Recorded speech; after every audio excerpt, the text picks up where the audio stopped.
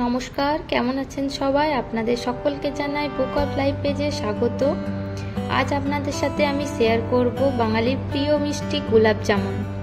গোলাপ জামুন কিভাবে বানাতে হয় তার প্রসেসটি চলুন দেখে নিই। প্রথমেই আমরা 1 কাপ মতন চিনি নিয়ে নিয়েছি, সেটিকে একটি পাত্রে নিয়ে নেব। এবার ওই যে কাপের মেজারমেন্টে আমি চিনি নিচ্ছি সেই কাপেরই মেজারমেন্টে আমি জল নিয়ে নেব। 3/4 কাপ মতন জল নিয়েছি আমি এখানে।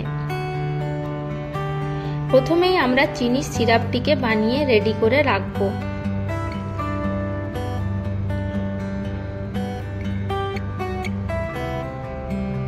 এরপর এর মধ্যে জলটিকে দিয়ে আমি গ্যাসের চুলায় বাটিটিকে বসিয়ে দেব। এবার পাত্রটিকে বসিয়ে একটু নাড়াচাড়া করে দেব যাতে চিনিগুলি তলায় লেগে না যায়, তার জন্য। আর এই চিনি সিরাপের একটু টেস্ট বাড়ানোর জন্য আমি এখানে একটি এলাচকে একটু থেতো করে এর মধ্যে দিয়ে দেব। চিনি সিরাপটি যতক্ষণ না ফুটছে ততক্ষণে আমরা একটু মিষ্টিটি বানিয়ে নিই। এখানে আমরা নিয়ে নিয়েছি গোলাপ জামুনের যে রেডি টু মিক্স MTR এর পাওয়া যায় সেটিতে।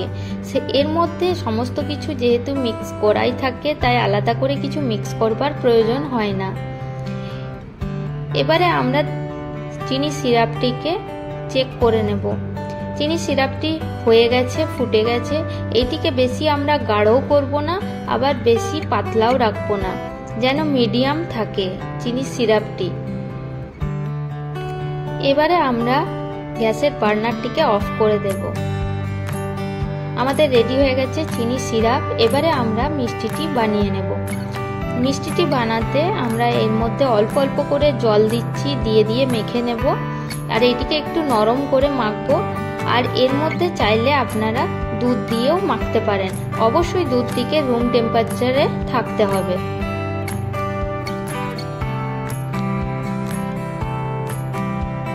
আপনারা যদি আমার চ্যানেলে নতুন সদস্য হয়ে থাকেন অবশ্যই আমার চ্যানেলটিকে সাবস্ক্রাইব করে দেবেন আর পাশে থাকা বেল আইকনটিকেও প্রেস করে দেবেন। এই রেসিপিটি কেমন লাগলো অবশ্যই আমাকে কমেন্ট করে জানাবেন।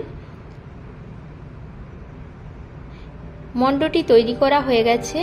এটিকে আমরা কিছুক্ষণ রেস্টে রেখে দিয়ে আমরা মিষ্টিগুলিকে বানাবো। রেস্টে রাখাও হয়ে গেছে। এবারে আমরা এটিকে একটু মেখে নিয়ে গোল গোল করে বানিয়ে নেব। যেহেতু গোলাপ জামুন গোল গোল হয়ে থাকে তাই আমরা এটিকে গোল গোল করে পাকিয়ে নেব। ছোট বড় যে যেরকম সাইজের পছন্দ করেন সে সেরকম সাইজের বানিয়ে নেবেন। এটি বানানো খুবই ইজি। আপনারা এনি টাইম এটিকে বানিয়ে নিতে পারেন। আর ঘরে যদি মিষ্টি নাও থাকে আপনারা এটির প্যাকেটটি এনে বাড়িতে রেখে দেবেন।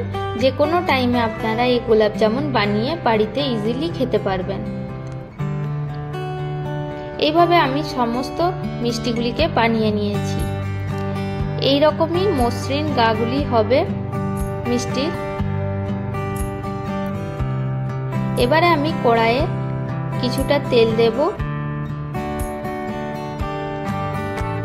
আপনারা চাইলে তেলের পরিবর্তে ঘিও ব্যবহার করতে পারেন। ঘি ব্যবহার করলে অবশ্যই মিষ্টির স্বাদে ও গুণে বেড়ে যায়, তাই আপনারা চাইলে ঘি ব্যবহার করতে পারেন। আমি এখানে তেল দিয়েই মিষ্টিগুলিকে ভালো করে ব্রাউন কালার করে ভেজে তুলে নেব। তেলটি গরম হয়ে গেছে। এবারে আমরা একে একে সমস্ত মিষ্টিগুলিকে দিয়ে কিছু কিছু করে ভেজে নেব।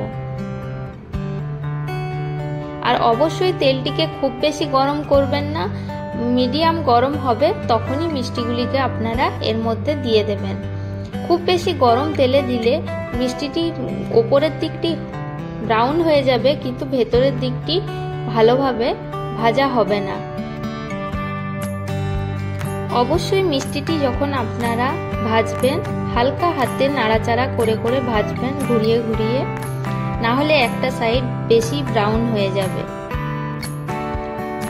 মিষ্টিগুলি ভাজা হয়ে গেছে, এই মিষ্টিগুলিকে তুলে রেখে নেব। আর বাকি মিষ্টিগুলিকে আবার তেলের মধ্যে দিয়ে সুন্দর করে এরকম ব্রাউন কালার করে আমরা ভেজে নেব।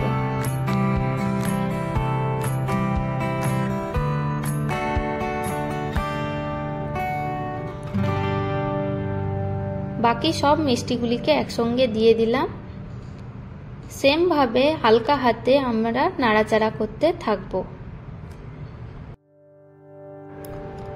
ভেজে তুলে রাখা আগের মিষ্টিগুলিকে মিষ্টির সিরাপের মধ্যে দিয়ে দিলাম, যাতে মিষ্টির সিরাপটি ভালোভাবে মিষ্টির মধ্যে ঢুকে যায়। অবশ্যই মিষ্টিটি গরম থাকতে থাকতেই সিরাপের মধ্যে দেবেন, যাতে মিষ্টির সিরাপটি ভালোভাবে মিষ্টির মধ্যে যায়। আপনাদের এই রেসিপিটি কেমন লাগলো অবশ্যই আমাকে কমেন্ট করে জানাবেন। আর একবার হলেও আপনারা এটি আইসক্রিমের সাথে গোলাপ জামুন এই কম্বিনেশনে একবার ট্রাই করে দেখবেন।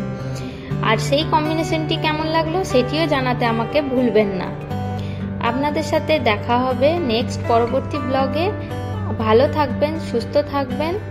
আর এই সুন্দর সুন্দর রেসিপি নিয়ে আপনাদের সাথে হাজির হব পরবর্তী আরও নতুন নতুন ব্লগে।